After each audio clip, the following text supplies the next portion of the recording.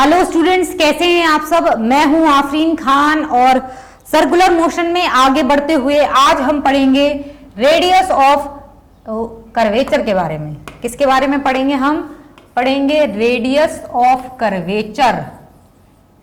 Radius of curvature क्या कहते हैं? ROC कह दे इसको, कह लो भैया, क्या ही दिक्कत। ठीक, क्या होता है रेडियस ऑफ कर्वेचर? मैंने बोला ये तो ना ढलान, ऊपर खावड़ की सड़क है, आपको साइकिल चलाने हैं। मैंने बोला उस समय क्या होता है, रेडियस ऑफ कर्वेचर है तो उसका कुछ रेडियस आता होगा। ठीक, मैंने बोला उसके बारे में कुछ बात की जाती है। तो मैंने बोला क्या होता है रेडियस ऑफ कर्वेचर बेसिकली।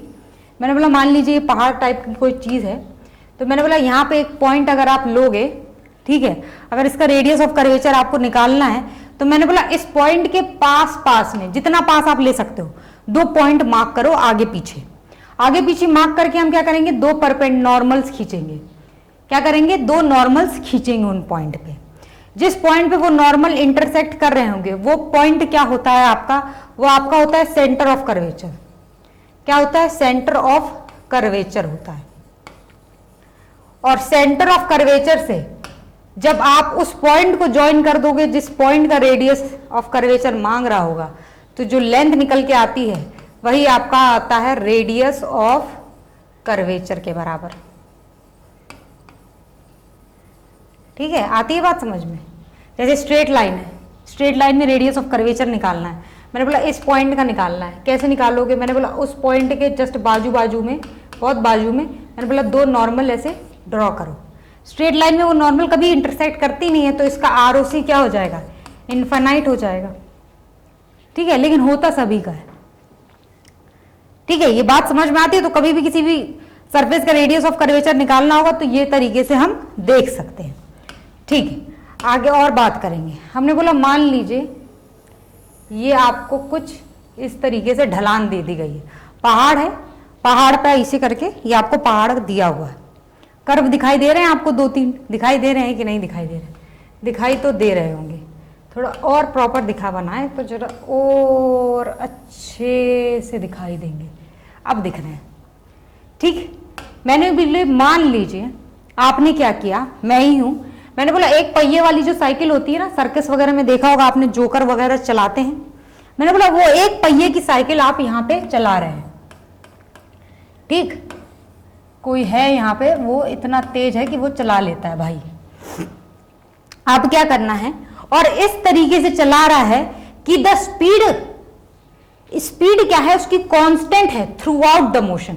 अगर ये पॉइंट मैं A मान रही हूं, ये पॉइंट मैं B मान रही हूं और ये पॉइंट मैं C मान रही हूं, तो मैंने बोला through out the motion A to C उसकी जो स्पीड है वो क्या है? कांस्टेंट है, कांस्टेंट स्पीड से चलता है।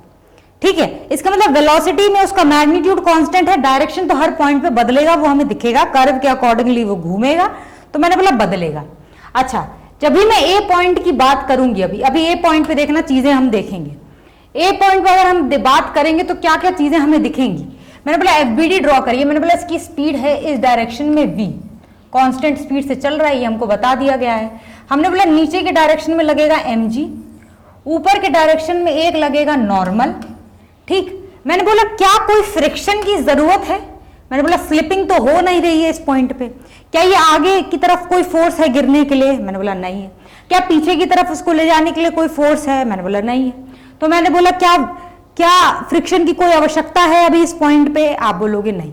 इस पे आपको क्वेश्चंस कैसे आते हैं सबसे पहले ये बताते हैं। आपसे फ्रिक्शन का डायरेक्शन पूछेगा, नॉर्मल की बात करेगा, रेडियस ऑफ कर्वेचर की बात करेगा, तो हम एक ही बार में सब कुछ इस क्वेश्चन में समझ लेंगे। इसमें सारे कॉन्सेप्ट हम देख लेंगे। काफी तरीके के सवाल बनते हैं, देख के बताएंगे हम आपको। ठीक है, तो हमने बोला जिस पॉइंट पे फ्रिक्शन की आवश्यकता है उस पे लगाना, जिस पे नहीं है आवश्यकता उस पे मत लगाना। तो मैंने बोला इस पॉइंट पे तो फ्रिक्शन की कोई आवश्यकता नहीं है। मैंने बोला mg नीचे, नॉर्मल ऊपर। ठीक है, और मैंने बोला कांस्टेंट वेलोसिटी से ये इस डायरेक्शन में चल रहा है, और मैंने बोला सेंटर है यहाँ पे। कैसे सर्किल बनेगा इसकी तरफ? मैंने बोला यहाँ पे सर्किल कुछ यूं बनेगा, ये हाइपोथेटिकल सर्किल है, ये हाइपोथेटिकल सर्किल। ठीक है, यहाँ पे एक हाइपोथेटिकल सर्किल बनाओगे तो मैंने बोला कुछ यूं बनेगा। अगर C पॉइंट पे वही हाइपोथेटिकल सर्किल बनाओगे तो मैंने बोला ये कुछ ही और बड़ा बनेगा। ठीक, कुछ यही ऐसे बनेगा। तो मतलब किसका रेडियस ऑफ कर्वेचर ज्यादा है, तो सबसे पहले आप देख कर ही बता दोगे कि R C at C is greater than R C at A is greater than R C at R at B. कोई घबराने की बात है क्या? ये कोई घबराने की बात नहीं है, ये तो हमें दिख रहा है। ठीक, तो ए पॉइंट पे, ये हमारा पॉइंट क्या है? ए पॉइंट है ना। तो यदि मैं इक्वेशन लिखूंगी, सेंटर की तरफ एक्सेलरेशन क्या आएगा? आप वो लिखोगे ए सी, और रेडियस क्या है आपका? R A, radius of curvature. इस कर्व का रेडियस, रेडियस ऑफ कर्वेचर, इस कर्व का रेडियस इस पॉइंट से, रेडियस ऑफ कर्वेचर ही होगा ना। हमने बोला ठीक है, मैंने बोला ढलान पे जब हम लिखते हैं इक्वेशन, तो एट ए अगर हम लिखेंगे, क्या लिखेंगे? हमने बोला नीचे की तरफ, सेंटर की तरफ एक्सेलरेशन ए सी है, तो कैसी फोर्सेस आएंगी? हमने बोला M G minus of N of A, ठीक है, is equals to M into A C. क्या लिखेंगे? M G minus of N A equals to M into A C. क्या हो जाएगा? M G minus of N A equals to M, A C क्या हो जाएगा? V square upon R A, V square upon R A. तो N ए क्या निकल के आएगा? नॉर्मल एट ए कितना निकल के आएगा आपका? निकल के आएगा आपका M G minus of M V square upon R A. कोई घबराने की बात है क्या यहाँ पे? कोई घबराने की बात नहीं है। ठीक, एट बी बात करेंगे जरा। अब देखेंगे बी पे, फोर्सेस देखेंगे, सब कुछ देखना पड़ता है भाई। हमने बोला यहां पे ये खड़ा है, तो इसका टायर कुछ यूं रखा होगा। ठीक, तो मैंने बोला इस पे नॉर्मल कैसे लगेगा? मैंने बोला इस पे एमजी कैसे लगेगा? मैंने बोला नीचे के डायरेक्शन में, और रोड सरफेस यहां पे है, तो मैंने बोला सरफेस क्या करता है? नॉर्मल ऊपर के डायरेक्शन में लगाता है, एक्टेड टुवर्ड्स द सेंटर। ठीक, मैंने बोला एक एसी भी होगा इसके पास सेंटर की तरफ, ठीक, और मेरे पास एक वेलोसिटी होगी इसके पास इस डायरेक्शन में, ठीक है, टेंजेंशियली होगी। मैंने ऊपर बना दिया थोड़ा सा, कोई घबराना नहीं उससे देखकर। तो मैंने बोला अगर बी पे इक्वेशन लिखोगे तो कैसे लिखोगे? आप लिखोगे N of B minus of M G equals to M into V square upon R B. तो एन बी किसके बराबर हो जाएगा आपका? ये हो जाएगा M V square upon R B, ठीक है, प्लस ऑफ एम जी के बराबर हो जाएगा। कोई घबराने की बात है क्या यहाँ पे? कोई घबराने की बात नहीं। तीसरा हम लिखेंगे एट सी, किसी भी पॉइंट पे लिखने के लिए दे देगा आपको, किसी भी पॉइंट पे पूछ लेगा। ठीक, तो हम हर पॉइंट पे बात करके आपको दिखा रहे हैं। मैंने बोला सी पर आएगा तो साइकिल का टायर कुछ यूं होगा, यूं होगा, तो मैंने बोला अभी एमजी तो ऐसे ही लगेगा। आर सी क्या होगा? इसका रेडियस ऑफ कर्वेचर। ठीक, मैंने बोला ऊपर की डायरेक्शन में क्या होगा? नॉर्मल होगा, और सेंटर की तरफ डायरेक्टेड होगा एसी। कोई घबराने की बात है क्या? नहीं। इस पॉइंट पे फ्रिक्शन लगेगा क्या? फ्रिक्शन कहीं गिर रहा है क्या? आगे की तरफ गिर रहा है क्या? नहीं। पीछे की तरफ गिर रहा है क्या? नहीं। तो फ्रिक्शन किसको रोकेगा? मैंने बोला किसी को नहीं रोकेगा, स्लिपिंग हो ही नहीं रही है, तो मैंने बोला फ्रिक्शन लगेगा ही नहीं। कोई घबराने की बात नहीं। तो हमने बोला अगर आप सी पे लिखोगे तो क्या लिखोगे? नीचे की तरफ, सेंटर की तरफ mg, आप लिखोगे mg minus of n of c equals to M V square upon R C. सब में वी क्यों यूज कर रहे हैं? हमने बोला कांस्टेंट स्पीड से चल रहे हैं, इसलिए through out the motion constant speed बरकरार है, भूल मत जाइए। तो आप यहां से लिखोगे तो आपका एनसी जो आएगा वो हो जाएगा M V square upon R C minus का प्लस ऑफ एम जी। ठीक, अच्छा, अब एन ए बड़ा है, एनसी बड़ा है कि एन बी बड़ा है? तो हमने बोला आपने रेडियस ऑफ कर्वेचर कैसे लिखा था कि R C is greater than R A is greater than R B.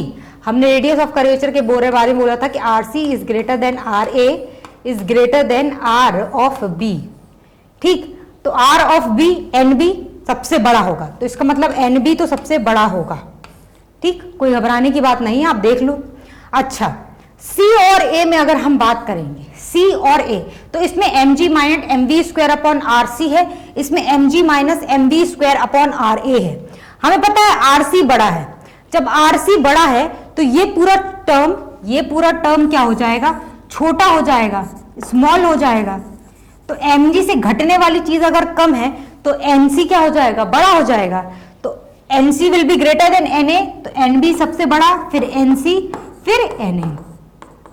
ठीक, कैसे हम कर पाए? हमने बोला रेडियस ऑफ कर्वेचर के बारे में बातें पता थी हमें, तो हमने नॉर्मल के बारे में भी बातें कर ली। ये इंपॉर्टेंट बातें हैं, ये पूछी जाएंगी आप क्वेश्चन के समय, इसीलिए भूल मत जाइएगा। ठीक, घबराने की बात है? मैंने बोला कोई नहीं। अच्छा, अब ठीक है, तो कर लें बात थोड़ी और, किसी दूसरे पॉइंट्स पे हम बात करेंगे अगर, तो क्या क्या देखेंगे हमने बोला अभी भी क्या है, मैं speed at all the point should be constant. Speed क्या होनी चाहिए? कांस्टेंट होनी चाहिए सभी पॉइंट्स पे। ठीक, तो मैंने बोला जरा यहां देखो, यहां पे तो हमने देख लिया था। हमने बीच की बातें कर लेते हैं थोड़ी सी। तो हमने बोला मान लीजिए जब साइकिल का पहिया यहां पे है आपका, तब क्या घटना घट रही होगी? मैंने बोला तब की भी बात कर लेंगे हम, कोई घबराएंगे नहीं। हमने बोला इस पॉइंट पे आपका नॉर्मल कुछ यूं आएगा, ठीक, प्लेन से। मैंने बोला mg कुछ नीचे के डायरेक्शन में आएगा। मैंने बोला mg के दो कंपोनेंट होंगे, एक तो सेंटर की तरफ होगा कितना, mg cos थीटा, ठीक है, और एक अलोंग द इंक्लाइन होगा ये इस पॉइंट पे mg sin थीटा। ठीक, कांस्टेंट वेलोसिटी से ये क्या आ रहा है, नीचे के डायरेक्शन में आ रहा है। मैंने बोला अगर mg sin थीटा इस डायरेक्शन में है तो क्या ये कांस्टेंट वेलोसिटी से चलेगा? मैंने बोला नहीं, इस डायरेक्शन में एक एक्सेलरेशन आ जाएगा g sin थीटा, वेलोसिटी को क्या करेगा, छेड़खानी करेगा। मैंने बोला बचाना है नीचे की तरफ ना गिर जाए, नीचे की तरफ ना गिर जाए, तो कौन बचाएगा? मैंने बोला फ्रिक्शन बचाएगा भाई साहब। क्या बचाएगा? फ्रिक्शन बचाएगा। कैसे बचाएगा फ्रिक्शन? मैंने बोला फ्रिक्शन ऊपर लगकर बचाएगा, कुछ यूं लगेगा हमें कि नहीं यार भाई नीचे की तरफ लगना चाहिए, लेकिन ऐसा नहीं होता है। न्यूटन्स लॉज ऑफ मोशन क्या होना चाहिए, वो गलत नहीं होना चाहिए। तो मैंने बोला mg sin थीटा को काटने के लिए हमें क्या करना पड़ेगा, फ्रिक्शन को लाना मस्ट है। ठीक, तो मैंने बोला इसका सेंटर कुछ यूं ही आएगा। मैंने बोला AC इस डायरेक्शन में डायरेक्टेड होगा। मैंने बोला इसका रेडियस ऑफ कर्वेचर यहाँ पे कुछ ऐसे बनता होगा। ठीक है, कोई घबराने की बात नहीं है। आप इक्वेशन लिखोगे इस पॉइंट पे तो क्या लिखोगे, आप लिखोगे n will be equal eraser लिखोगे आप इसमें इक्वेशन, तो आप लिखोगे f equals to mg sin theta. ठीक, f equals to mg sin theta को बैलेंस कर लेगा और क्या करेगा, हमने बोला सेंटर की तरफ AC है, तो मैंने बोला mg cos theta net force towards centre क्या हो जाएगा, mg cos theta minus of n equals to कितना हो जाएगा, m इंटू AC। AC क्या है, v स्क्वायर अपॉन r के बराबर। r क्या, radius of curvature at this point. कोई घबराने की बात है क्या इसमें? कोई घबराने की बात नहीं है। दूसरी बात करेंगे हमने अगर साइकिल का टायर यहां पे है तब की बात बताओ यार, तब की बात बताओ। हमने बोला बताएंगे। ठीक, मैंने बोला नॉर्मल तो कुछ यूं ही लगेगा जैसे लगता आया है। मैंने बोला mg कुछ यूं ही लगेगा जैसे लगता आया है। mg के दो कंपोनेंट होंगे, एक हो जाएगा mg cos थीटा, एक हो जाएगा mg sin थीटा। ठीक, और क्या होगा, मैंने बोला इसके सेंटर की तरफ एक्सेलरेशन भी होगा AC। वो AC एक्सेलरेशन कौन दे रहा होगा, मैंने बोला नेट फोर्स टुवर्ड सेंटर जो आएगी उसकी वजह से AC आ रहा होगा। हमने बोला कांस्टेंट स्पीड से इसको ऊपर जाना है v, लेकिन मैंने बोला mg sin थीटा का ये कंपोनेंट क्या करेगा, इसे नीचे खींचने की कोशिश करेगा। इसको बचाएगा कौन, मतलब फ्रिक्शन आना ही पड़ेगा फ्रिक्शन को। कैसे लगेगा फ्रिक्शन, मैंने बोला अपोजिट डायरेक्शन में, इस तरीके से लगेगा फ्रिक्शन जो कि इसको बचा ले जाएगा। ठीक, तो इस यहां पे इस तरफ फ्रिक्शन क्या लग रहा था, ऊपर की तरफ लग रहा था कुछ यूं, इस तरफ फ्रिक्शन कुछ यूं लगेगा। तो मैंने बोला इस पॉइंट पे f will be equals to mg sin theta. फिर से और बाकी सवालात आप करोगे तो क्या लिखोगे, सेंटर की तरफ mg cos theta minus of n equals to m into v square upon r के बराबर। तो इस पॉइंट का रेडियस ऑफ कर्वेचर क्या निकाल दोगे आप, बिल्कुल निकाल दोगे। बाकी पॉइंट्स हमने बोला इसके बीच में सब में यही गेम चल रहा होगा, इसके बीच में पूरा में यही गेम चल रहा होगा। इस पॉइंट पे और इस पॉइंट पे हम पहले ही बात कर चुके हैं। तो रेडियस ऑफ कर्वेचर पे इन सब में से कोई भी सवाल बनकर आ सकते हैं। नॉर्मल के बारे में, रेडियस ऑफ कर्वेचर के बारे में, AC के बारे में, भिन्न भिन्न तरीके से फ्रिक्शन का डायरेक्शन के बारे में आपसे सवाल पूछ सकता है। इस पॉइंट और इस पॉइंट पे तो कोई फ्रिक्शन लगने का नहीं, क्योंकि आगे पीछे कहीं जा नहीं रहा है, गिर नहीं रहा, बचाने का ही नहीं है फ्रिक्शन को। ठीक। ठीक, लेकिन बाकी यहां पे और यहां पे फ्रिक्शन लगना ही पड़ेगा। ठीक है, बात आ जाती है समझ में, आ जाती है। आगे बढ़ेंगे, प्रोजेक्टाइल मोशन जरा देखेंगे। इसमें भी आरओसी यूज होता है। कैसे यूज होता है बताएंगे। हमने बोला 50 मीटर पर सेकेंड से हमने छोड़ दिया, प्रोजेक्ट किया at an angle of 37 degrees from the horizontal. ठीक, एट टाइम t बराबर 0 की कहानी है। ठीक, तो टाइम t बराबर 0 पे अगर पार्टिकल की एफबीडीज आप बनाओगे तो क्या क्या लिखोगे। हमने बोला इस समय नीचे की तरफ mg लग रहा होगा। ठीक, बहुत सही बात है कि mg लग रहा होगा, और क्या क्या लग रहा होगा।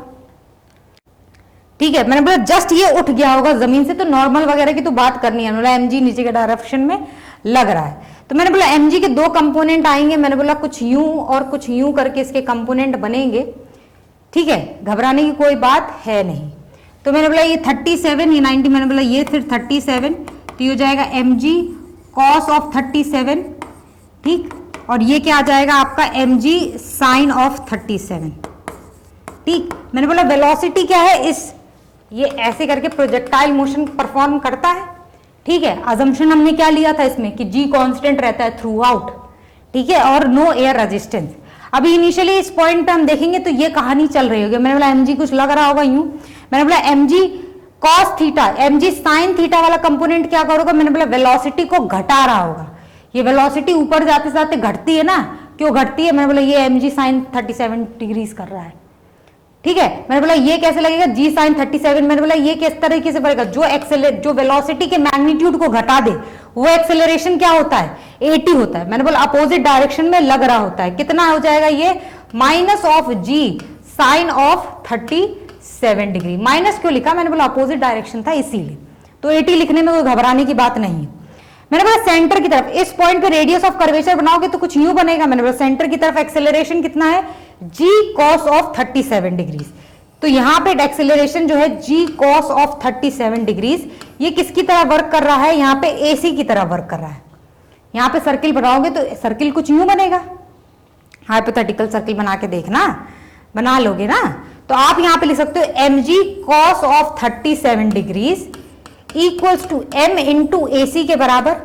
AC क्या हो जाएगा आपका g cos ऑफ 37 डिग्रीज, इसको क्या लिखोगे v square upon r at this point. तो मैंने बोला r लिख दो, v square upon r।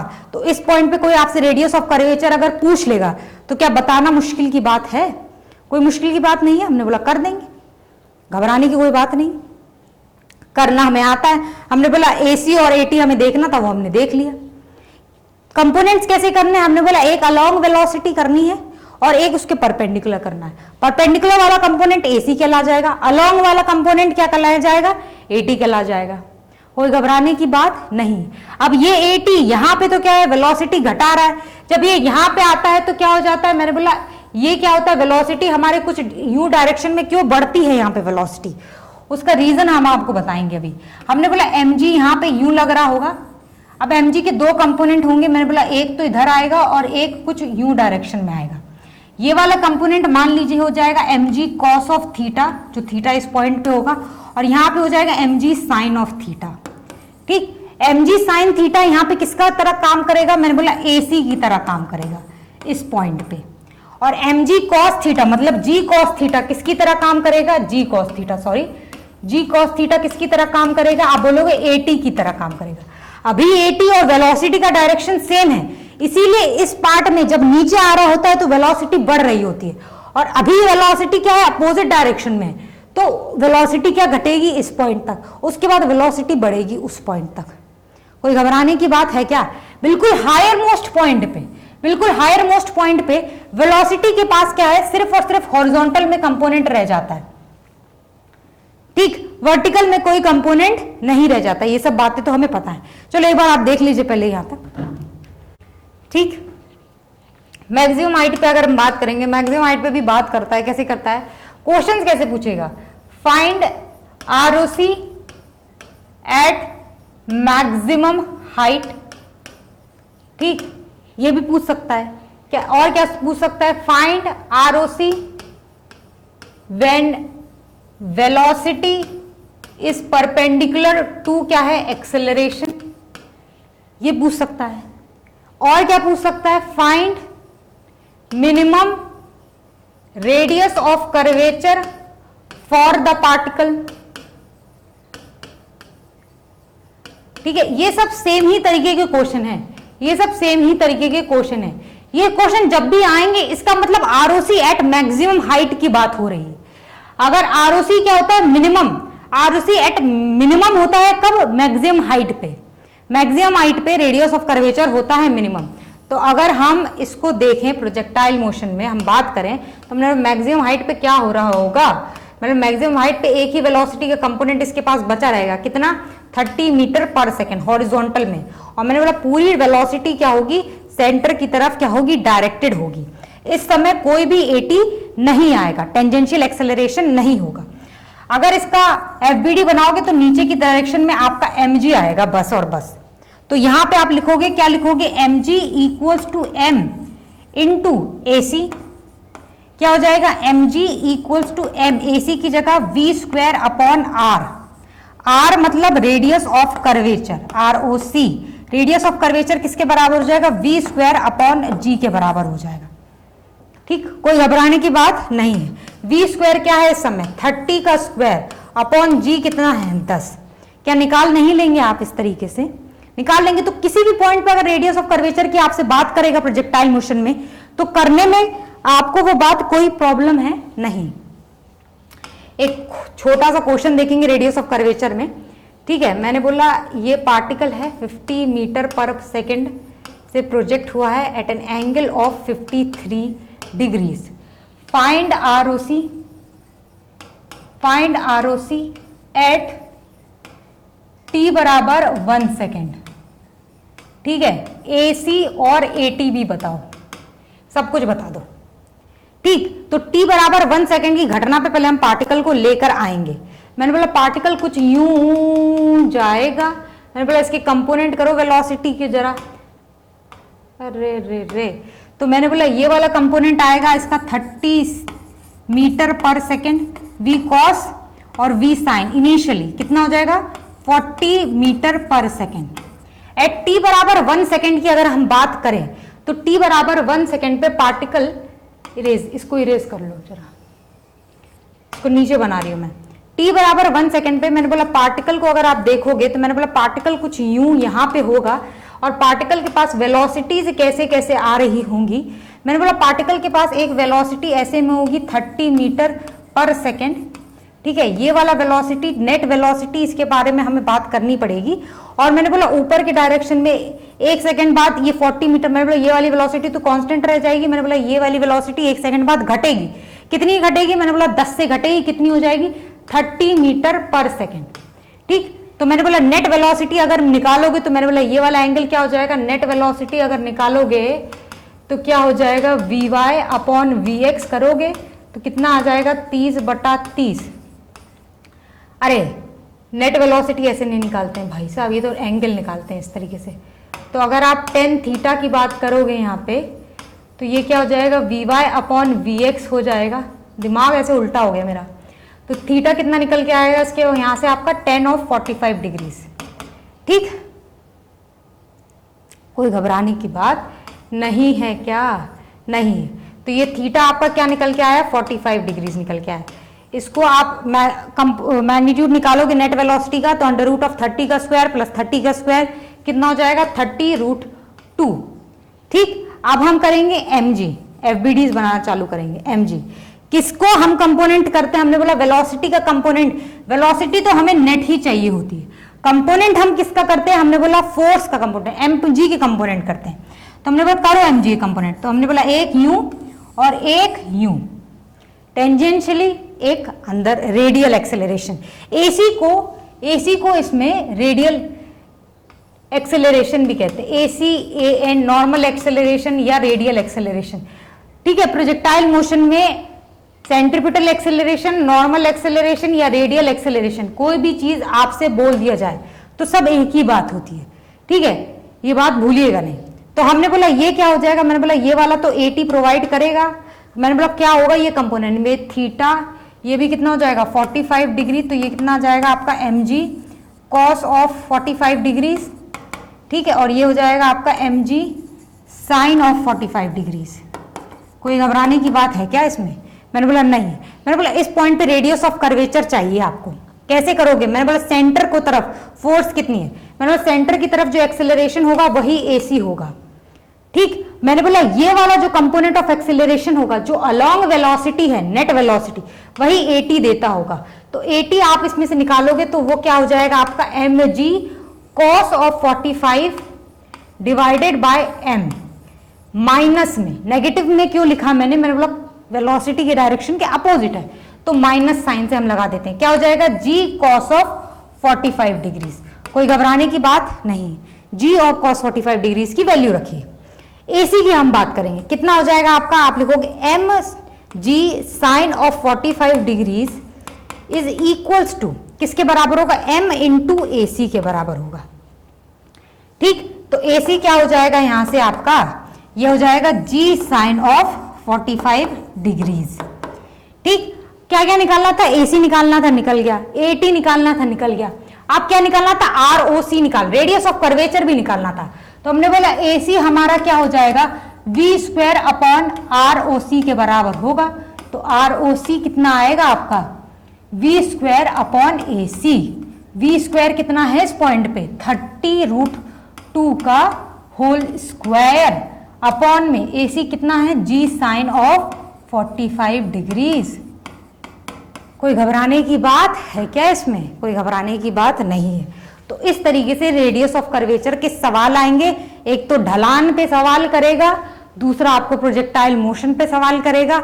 Higher most point पे क्या होता है, प्रोजेक्टाइल मोशन में रेडियस ऑफ कर्वेचर क्या होता है, मिनिमम होता है, ठीक है। जस्ट आफ्टर प्रोजेक्शन हमने क्या किया, वो वाला पॉइंट भी देखा। तो हमने सब ओवरऑल स्टडी कर लिया है, जिस तरीके क्वेश्चन बनेंगे वो भी हमने दिखा दिया है। तो आज तक यहीं पे यहाँ पे ही रोकते हैं हम अपना, मिलेंगे अगले लेक्चर में, ठीक।